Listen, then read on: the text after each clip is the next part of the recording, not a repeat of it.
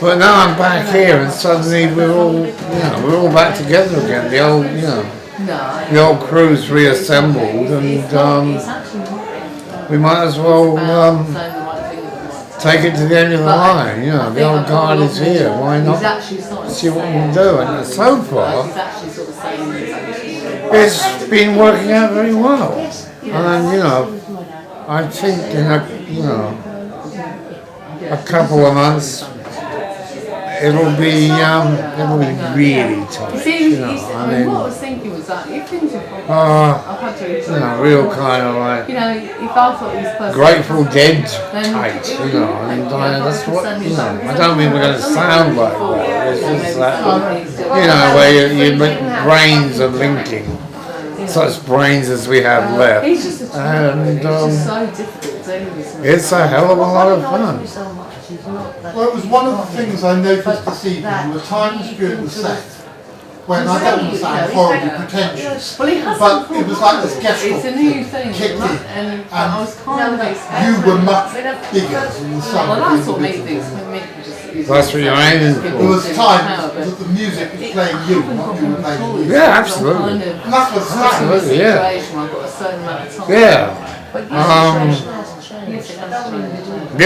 it starts to soar away with you. It carries you up. It's a rush. It's a real adrenaline thing, and it's also. It's that Reichian organ, it's about the crowd too, it's about the people in the front. If they're having a good time, it feeds back to you, and it just builds a bit more, it builds an energy loop, and everything's great, I mean, we're kind of sloppy at times because, we forget things, that's the thing. I will go back. But I mean, basically between me and Andy and Russell, we can, cover each other's errors and disguise it. Nobody else knows the arrangements, so everything is, Yeah, but certainly everything's great. I've just finished reading Give Yannick a Cigarette, which was the most massively entertaining thing I've read in years. Right. But I'll talk to Richard first. Absolutely, we have to be. I mean, it's getting worse, What I said to him, it's bad enough for me, it's not. I mean, over there there's Monsanto, over there there's, there's Africa coming unglued, there's the Middle East coming unglued. The United States of America is turning into a nightmare, we have an idiot Tory government busily breaking up a perfectly good welfare state. And yes, in the end it may, it may just have to rise up and do something. I mean, the undertow is there, but at the moment everybody is working from the point of view of self-interest, and the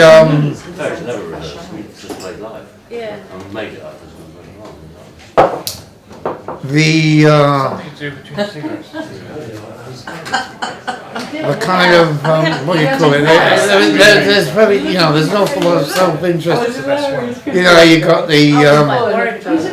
the Save the Walls people, and you got the anti-Monsanto people, and it's kind of fragmented, but I think it's gluing itself together more and more. Because they actually do turn out to be the same people. Oh, it was so funny. It's how one goes about it. I mean, are we going to rise up against, very well-equipped riot police, with sound guns and, God knows what. Or, I don't know, I mean, one of the great problems that we've had for a very long time is there's not actually been a revolutionary theory. And, I'm too old and tired to make one up, and it's not my forte. But I mean, when the Bolsheviks got rid of the Tsar, they had Marxism already set up to move into as a theory. help him think, well, yeah. We don't have shit, you know. My instinct is that some kind of, you know, post-future cybernetic version of What are we doing? anarcho-syndicalism is, anyone who can say anarcho-syndicalism after a gig and a lot of drinks is not doing badly. You know, it's something. Something has to, you know, it's a multi-layer. You know, freedom of the individual, a network which will work. And actually, you know, the whole computer thing is fascinating because something has to happen. there's an episode of Star Trek, okay, where they have a thing called the replicator, you know, which is the microwave-looking thing, you know, where you can get clean underwear or a martini out of it just by dialing it up. And Picard actually says, oh yes, when that was invented, money was abolished. I think, my God, you know, the Star Trek backstory is living in a monolith society. I mean, one of the original things that Shay and Fidel were going to do was abolish money, but I mean, then they got in the real world, you know, with Americans, you know, running spy planes over them, the Russians offering them money, and you know.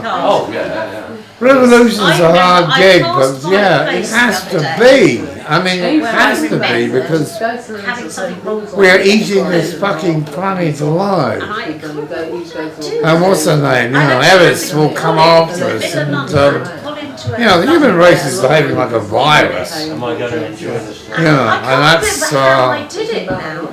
I know, I did it in a saucepan.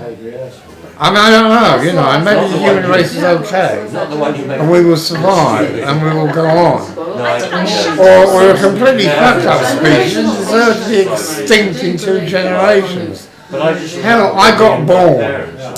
I'm going to die. I mean, not immediately, but reasonably, thank you, Helen, reasonably soon. But, you know, Anne-Marie here has, I mean, I don't have any children, but people will do, and I would like to see them go on because I know the children, but I mean, the whole thing is getting completely out of hand. You know. I mean, the spread of humanity is becoming violent. Oh, let's go and eat a rainbow. Why? Sorry guys, we are now closed. If I can get you to start drinking up. We are drinking up.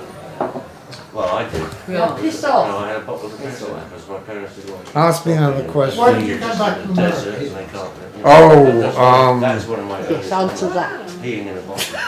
Because my sister. We had such a lovely time in Los Angeles, didn't we, darling? Yeah, we had a lovely time in Los Angeles. This is Does this suit him? this is my friend's wife. I'm gonna have to hit her with a bottle in a minute. They say spousal abuse is alright as long as you're not the spouse. He was ill. I came back because I was burned out in Los Angeles. I was tired of the nonsense. I was tired of listening to like £500, you know, Answer the question. pork fat and high fructose corn syrup fed idiots telling me that the world was made 6,000 years ago and Jesus was riding on dinosaurs. You know, and a whole news channel did, you know, I mean, fuck. I think I'm going home. I was taking off in a plane and I saw the neat little fields in England and I thought, I think it's time to at least to go home and, you know, possibly die, but at least to go home. Right, he's lying. He suddenly entered the room. It was a very quick transformation. Doesn't it look good though? They laughed him over there. Helga, you're making it incredibly difficult for me to ask sensible questions. You keep on She's a trying to very make me difficult laugh. That's what Here's it's one here of for. it. She isn't easy. But, you know, there you go. She has a kind of anarchic sense to all this. Hell's alright, you see. I mean, she has the love right Hell. Helga, idea. honey, she said me much After all nicer this time, email we've got than you. used to If she made a musical noise, it would be feedback. Fuck off. That's very good. He is very witty. Because this is how we have to Every live. dog is his date, which is going to go. Huh? So, come Yeah. on then, go round the table Let me and show say you. what everybody's musical noise would be. Alright, you can have it now. Jackie's would be celestial. No. Celestial choir. Yes. Quiet or Give me quiet? infernal. What about you, bro? Sandy would be I'm the infernal. a Scottish You're in the bagpipe. infernal. Yeah. Ah. Wow. Johnny's definitely turned into war. Are you infernal, Sandy? Sorry. They said you were infernal. No, I No, said he that. said he was. Infernal. Oh, infernal. Infernal, infernal, infernal. Oh, you What were your noise have be, infernal. Come tell them No, the I never truth said why you you were. came back. You came back because To the camera, you please, were too. Helga. No. To the camera. Oh, that'll Helga, to the camera, please. Go on. If you're going to Hey, I be got a nervous, double chin. I show your don't face. like that. Look out for it. It helps. You have to mean it like I back you, ain't they? Huge. honestly. they're getting You're very getting agitated. You Yeah. are bad. What the, Well, that was their St. George ready. No, hermaphrodite. he was incredibly popular in LA. They loved him to bits. He's You're so incredibly different, popular yeah. here. Yeah, but there's fewer people. But that might be Brighton. I think we should all move to London. Yes. Oh, It's a Christ. bit that'd save me the journey, wouldn't it? It was, Yes. wouldn't it, darling? Yeah. And Russell. If you want to save me the journey, all move to Bideford. Yes. I like Dorset. You want us out of here, don't you? Okay, they're going to Alright. slow Yeah, the down. pub's got to shut at some point. Yeah, we are Sorry gonna about go that. then. could do We're is not I even don't, going to we could I think decamp it's to a bit the inconsiderate of outside. you, really.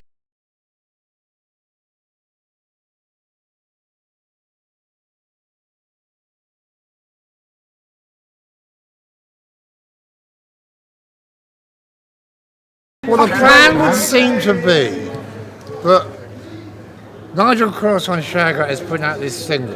Yeah. I wouldn't offer it. He doesn't fucking smoke anymore. Neither do I. Yeah, none of us His do. mother bullied me into giving up smoking 5 years ago. Well,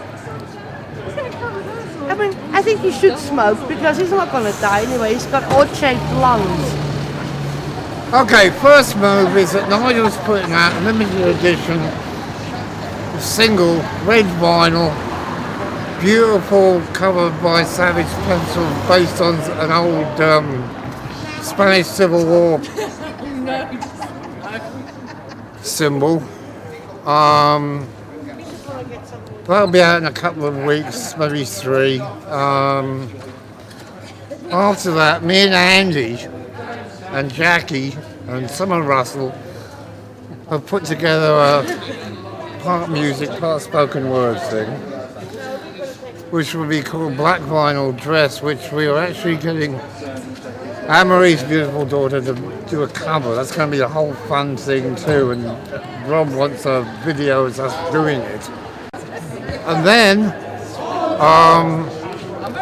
the plan would seem to be that Anything? we're debating, you know, the logistics have been debated. I have one feeling, Andy has another, and whatever, is that we will do, what we really want to do is a live album of what you just heard. In a, hopefully, in a venue where we've got good acoustics, where we can hang ambient mics, we can invited audience, plenty of room for the desk, and the audience knows that they're, you know, we might do a couple of songs twice. So it's not a real, you know, we did the same thing years ago with Andy and Wayne Kramer and Jack Lancaster. Oh, and the great Doug Lund, the bass player, which we did in a small club in Santa Monica with an invited audience, and which is the Death Ray tapes. Which is, it came out great, you know. I think that's the way to do a live record, and that's what I'm going to talk to Rob about. But that's the first of all, there's me and Andy's stuff, which is in the can, ready to roll. All we've got to do is the art, and then we've got to put together.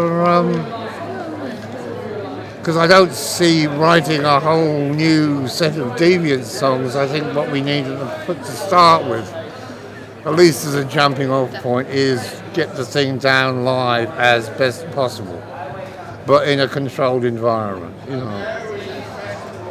On the other hand, other boys say, no, let's record 8 gigs and, you know, but we shall see, we'll find it out. Well, I'm enjoying the ride. I'm just along for the ride. So. Well, aren't we all, bro? I mean, that's what it's about. It's the ride. It's like, you know, Dr. Thompson told us, you buy the ticket and you take the ride. Why do you think the company's called Gonzo? Well, right. I mean, I just don't have, you know, I don't have Johnny Depp to buy me a cannon. But, it's a weird thing, you know. Writing new stuff is weird, and doing some of the old stuff is weird because I don't feel comfortable doing kind of 21-year-old, you know, teenage lust movies. Hang on a second. Movies, songs. I mean, you know, I don't want to dwell upon it, but you know, we're in the last phase here, and so let's start writing stuff about what we are in, you know. But at the same time, you know, tonight deliberately we did Fury of the Mob, which is the new thing, which is a single, and then we finished with Let's Loot the Supermarket, which was a single many years ago. But both were times of incredible pressure, incredible trouble. You know, we did Let's Loot the Supermarket in 1968, and you know, the Sorbonne was being occupied by students. The Viet Cong were in the American embassy in Saigon on the Tet Offensive, and you know, I was getting tear gassed in Grosvenor Square trying to stop all that shit, and you know, it still goes on. You know, here we are with, you know, a bunch of greasy old Etonians running this fucking country into the ground, and, you know, eventually the only thing that will stop it will be some kind of uprising, but it may be, you know, a much more cybernetic base. It will be different. You know, it won't exactly be the Spanish Civil War, but, you know, and maybe we won't put up barricades, but certainly, you know, at the moment we are practicing our craft. We're turning our craft round to the same as we did before. Andy said to me, you know, hey man, let's write a couple of, you know, real rabble-rousers, and he did, I wrote the lyrics, so he did Better Day Coming, which is the positive side, and I did The Fury of the Mob, which is the angry side, and we're a bit like Lennon and McCartney in that respect, where, you know, it's getting better all the time. It couldn't get much worse, you know, so first one's Andy, second one's me. Which one's Lennon, which one's McCartney? Oh, I'm John and he's Paul. Who's your favourite Beatle? Ringo, yes! There seem to be people kind of hugging each other and, I don't know, pointing, who are you? No photographs! You'll get me into a lot of trouble. We put this on. Oh, look, he's smoking again. I think my doctor watches my Facebook page. Oh, yeah? Want some more Valium, do you? It was a very life-affirming gig. Huh? Tonight was a really life-affirming. A microphone, dude. Life-affirming. A really... Oh, good. It was a really joyous thing. Yeah. The crowds we're getting are good. I mean, you know, there's a undertow, you know. I mean, people are boiling, people are worried, you know. People are fucking scared, you know. You know, 2 years' time, what the fuck are we gonna, you know, how are we gonna feed our children? You know, and also, the great thing is that, you know, having worked, as you're finding out, you know, having worked the internet for a long time, I mean, I've got friends in Bangalore, you know, which is the heart of kind of Indian counterculture. You know, because there's all these people working in, you know, in phone centres for banks and shit, and they come out, you know, they've all got degrees, they come out, they're making movies, they're making weird fucking, you know, somewhere between PIL and Raga, and, you know, obviously, you know, I've got a lot of heavy connection with the Japanese, you know, you know, it's a global thing.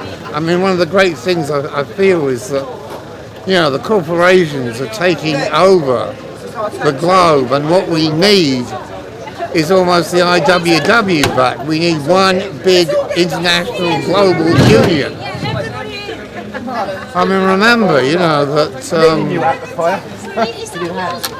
back in the day, you know, back in the 1930s, Manchester cotton workers came out on strike in support of Gandhi and, you know, the Indians who were getting ripped off for it. So, hey, and I don't know what is happening. Am I supposed to be getting into this? I think you might be, mate. Yeah, we're gonna pick you up and carry you in, mate. All right. This is an end. I think I have a taxi.